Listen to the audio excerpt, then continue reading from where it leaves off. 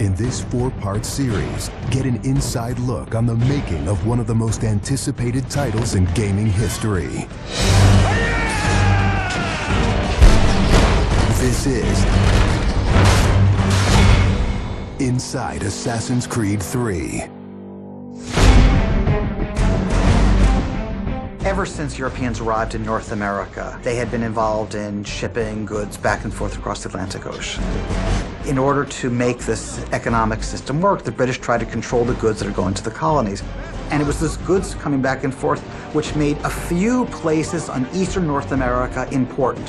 Whether it's the Boston Tea Party or the Boston Massacre. Fire! We have these big historical events that we can situate our game around. All of these events that people have a rough understanding of, but they've really never experienced.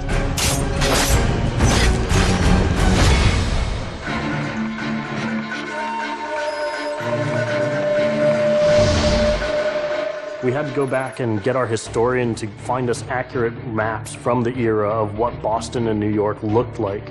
These are actual replicas of the cities. If you're familiar with those cities, you should have that sort of eerie feeling of finding familiar sights. We really wanted to push the animations and just make it look like it's a real living world. As you walk through the crowd, you'll also see animals in the streets. They would have a pig, they just clip his ear in a certain way, and they'd let him go in the street. And then he'd eat garbage, and then when it was time to eat the pig, you'd go and find your pig, and you'd slaughter it and eat your pig. We've got a lot of new ingredients that just bring a new, fresh feeling to the gameplay inside of the cities.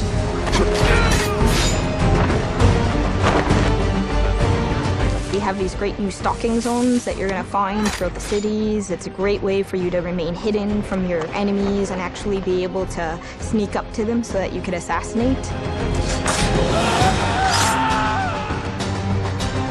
We've got this amazing dynamic weather system in, so we can see not just the time of day passing, but also going in and seeing the same environments not just in the summer, but in the winter as well.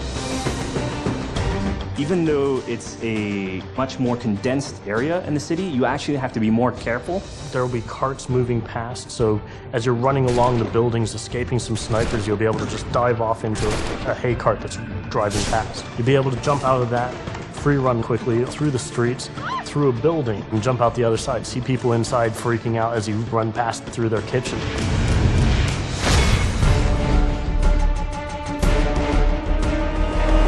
Living on the frontier was extremely difficult. Not only did you have harsh winters, cold, freezing temperatures, in the summer you had heat, humidity, so it was a gamble every year that you were out on the frontier whether you're going to make it or not.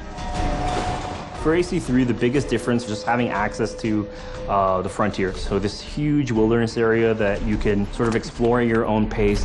It's a forest, the navigation in a very new environment, and a very organic environment as well. In the frontier, you'll be able to navigate through deep snow, but also snow does impact your gameplay. It will slow down you as well as your enemies. Once we decided that we were going to build the frontier, we realized obviously we need to populate that area. So animals became a very big deal. We have over 24 different species of animals in the game. There's an entire hunting loop that you can engage in. Whenever you're building elements such as animals, you're halfway trying to be real and halfway trying to fulfill that fantasy of what people expect. One of the great new features we have in the frontier is the new tree running. Connor being really fluid and being able to navigate through the trees. The frontier is really our new playground.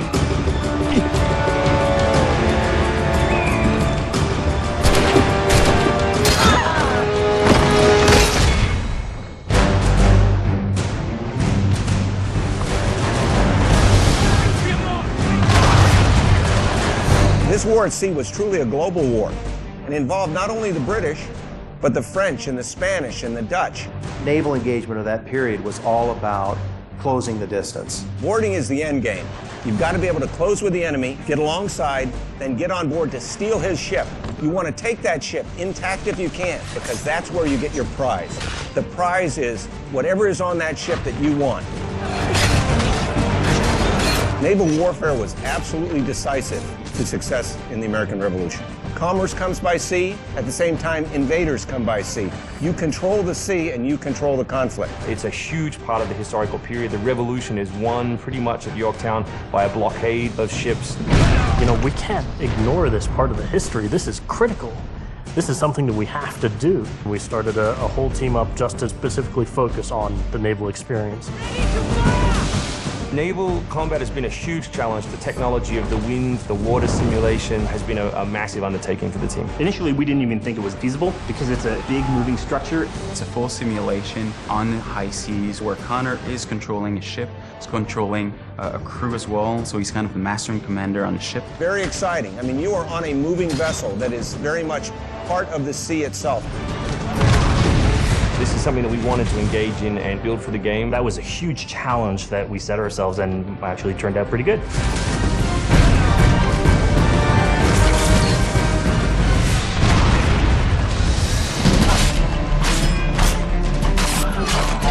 If you haven't played any Assassin's Creed games before, we really think this is a great point to get on board. It is a new story, it is a new character.